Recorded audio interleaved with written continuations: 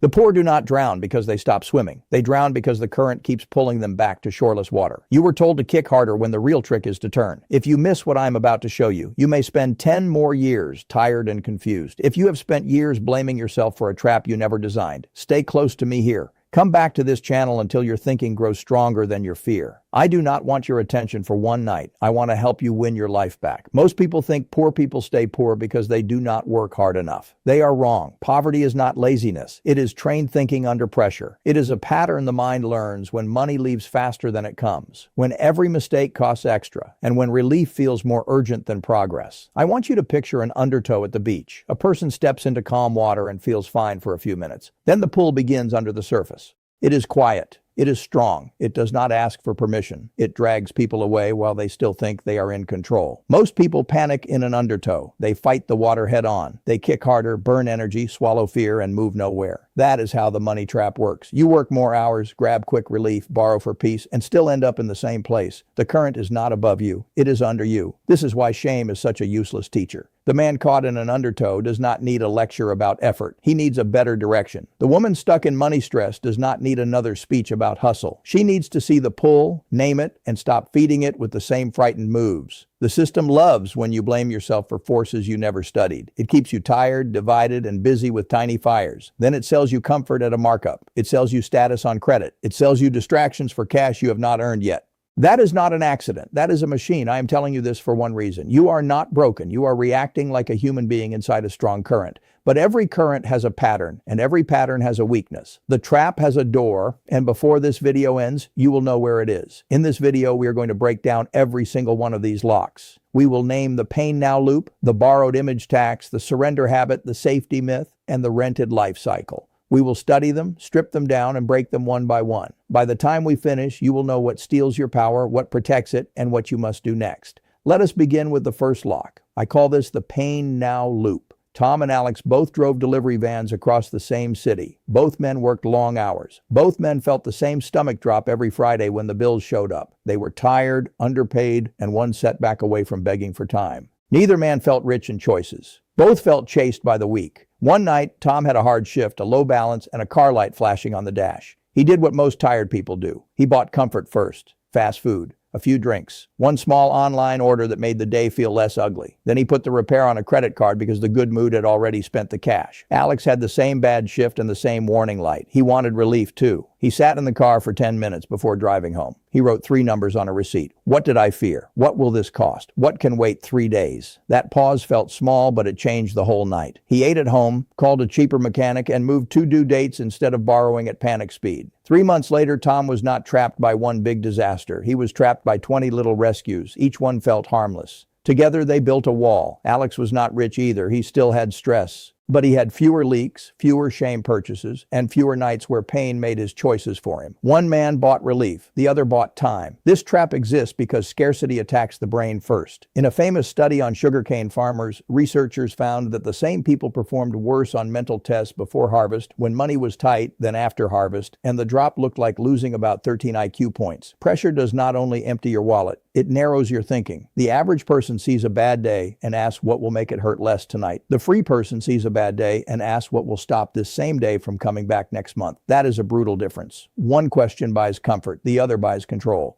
Most people never notice that their private questions decide their public future. Here is your prescription. For the next 14 days, no spending is allowed for mood repair. None. If you feel stressed, lonely, angry, or bored, you may walk, write, shower, sleep, or call someone safe. But you may not spend to change your emotion. At the same time, build a $100 friction fund in cash or savings. It is not an emergency fund yet. It is a wall between your feelings and your wallet. Poor people do not lose only to low income, they lose to expensive emotion. And the next lock is even more cruel because it smiles while it steals. Now I want to show you the second lock. I call this the borrowed image tax. Sarah and Nina worked at the same office and earned almost the same amount. Both women felt small when they looked around. Better clothes, better phones, better cars outside the building. Every lunch break felt like a silent contest. Nobody said the rules out loud, but everybody felt them. Look successful, look polished, look like you're rising, even if your bank account is begging. Sarah started buying signals. She told herself it would help her confidence. A designer bag on payments, hair appointments she could not afford, dinners out because staying in felt like failure, a newer phone because she said serious people carry newer phones. Each choice gave her a quick lift. Each lift faded faster than the one before. Soon, she needed another purchase to restore the same feeling. Nina felt the same pressure. She wanted the same respect, but she made a private rule. No purchase would be allowed if its main purpose was to impress people who did not pay her bills. She kept clean, simple clothes. She stopped browsing shopping apps after work. She carried her lunch 4 days a week and sent every saved dollar to a credit card balance. Nobody clapped for her. That was the point. After 8 months, Sarah looked richer and felt poorer. She smiled more in public and slept worse in private. Nina looked plain to people who chased surfaces. Yet her debt dropped, her stress eased, and her face changed in a different way. She looked calmer. She moved slower. She stopped needing the room to approve of her. One woman rented an image. The other bought a spine. This trap survives because the human brain hates status pain. We are tribal creatures.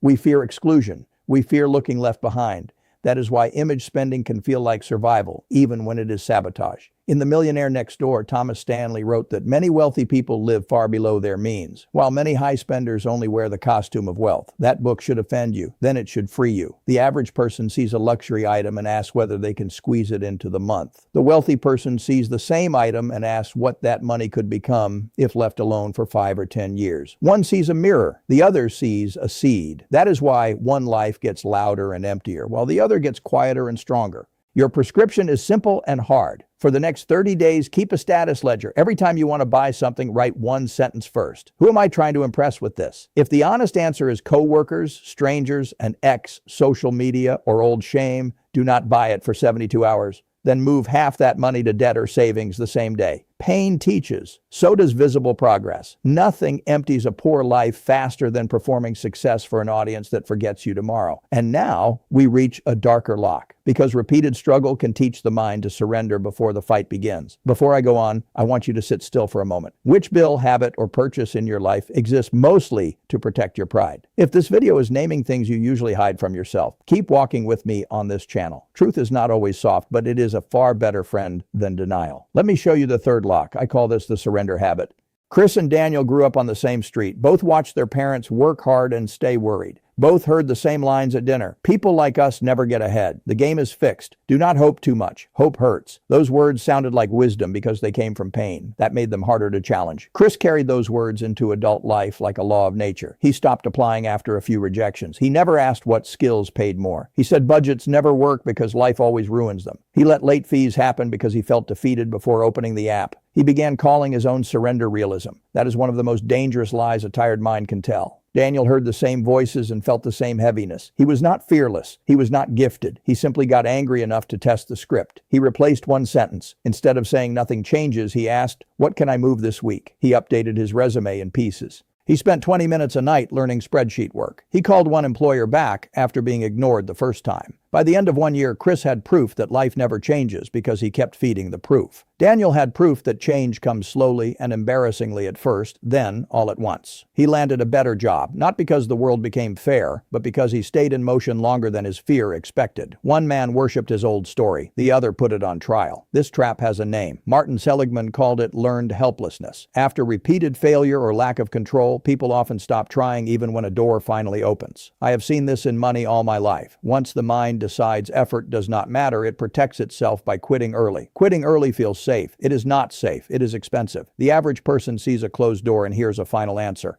The free person sees a closed door and asks whether the knock was weak, the skill was low, or the room was wrong. That question changes everything. It does not make life easy. It makes the next move possible. A poor mind protects itself from pain. A growing mind protects itself from surrender. Here is your prescription. For the next 21 days, make one daily control move before checking entertainment or social media. One job application, one call to lower a bill, 15 minutes of learning a skill, one page of a resume, one item sold online, one debt payment above the minimum. Do it early because later is where excuses grow teeth. Keep score on paper. Your brain must see proof that your actions still move something. When a person stops believing their actions matter, poverty no longer needs chains. And the next lock is sneaky because it disguises fear as wisdom. Now we move to the fourth lock. I call this the shelter lie. Emma and Rachel both feared losing money because they knew what it felt like to have none. They both grew up watching adults panic over rent and groceries. To them, safety meant keeping money close, avoiding risk, and trusting only what they could touch. That sounds wise on the surface, but fear often builds a shelter that leaks from the inside. Emma kept every extra dollar in checking. She said investing was for people with extra money. She said the stock market was gambling. She said she would start later, after life felt calmer. But calmer never came. The cash sat there, then drifted away into random spending, car fixes, gifts, and weekends that felt earned. She kept choosing visible safety and invisible loss. Rachel had the same fear, maybe more. She hated watching numbers go down, yet she learned one hard truth. Cash protects a short emergency. Ownership protects a long life. So she built in order. First, she saved a small buffer. Then she paid off the ugliest debt. Then she opened a low-cost index fund and set up $25 a week automatic. It felt tiny. Tiny was fine. The habit was the point. 2 years later, Emma still said she would begin when the time was right. Rachel still did not feel rich, but now part of her money worked while she slept. Dividends landed. Shares piled up slowly. Her fear never fully left, but it no longer got the final vote. One woman held cash like a life jacket on dry land. The other built ownership brick by brick. This trap lives in the mind because losses feel heavier than gains. Daniel Kahneman wrote that losses often hurt about twice as much as equal gains feel good. So people choose familiar weakness over unfamiliar growth. They tell themselves they are being careful. Sometimes they are only being scared in a respectable way. Fear with a clean shirt is still fear. The average person sees risk in owning businesses through simple funds. The wealthy person sees risk in spending 10 or 20 years owning nothing except wages. One fears the dip on a screen. The other fears a lifetime where inflation, bosses, and age decide everything. Both fears are real. Only one fear points in the right direction. Here is your prescription. If you have no emergency buffer, save $1,000 first. Then, over the next 12 weeks, automate a fixed amount into a broad, low-cost index fund every payday, even if the amount is only $25. Do not watch it every day. Do not touch it for mood. Your job is not to get excited. Your job is to become an owner on schedule. Many poor people call delay wisdom and call fear caution. But safe poverty is still poverty. And one last lock holds millions in place because it steals not only money, but the shape of time itself. I want to stop again and ask you something harder. What have you been calling smart caution that is only old fear wearing polite clothes? If this video is making you uncomfortable, that is not a bad sign. It means your old story feels the floor moving. Stay near this channel if you want more truth that helps you build, not drift. Now we come to the fifth lock. I call this the rented life cycle. Brian and Leo both worked more than 50 hours most weeks. Both came home tired enough to stare at the wall. Both said they had no time. Both believed rest was the only thing they could still afford. Their lives ran on wages, bills, recovery, and repeat. Monday bought Friday. Friday paid for numbness. Sunday carried dread into another week. That is not living. That is renting your life in 7-day blocks. Brian used every free hour to recover and escape. I do not judge him for that. Exhaustion is heavy. But every night went to television, scrolling, snacks, and small spending. He told himself he would think bigger after things settled down. They never did.